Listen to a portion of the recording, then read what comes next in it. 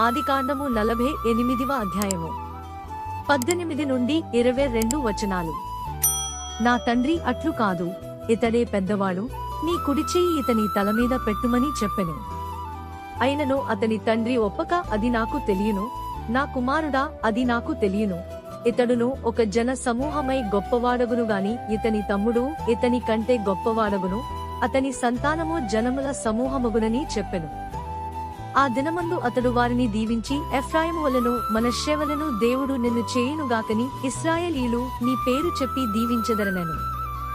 అలాగు అతడు మనష్షే కంటే ఎఫ్రాయిమును ముందుగా ఉంచెను.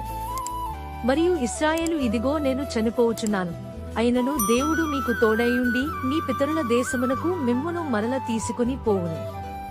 నేను నీ సహోదరుల కంటే నీకు ఒక భాగము ఎక్కువగా ఇచ్చితిని.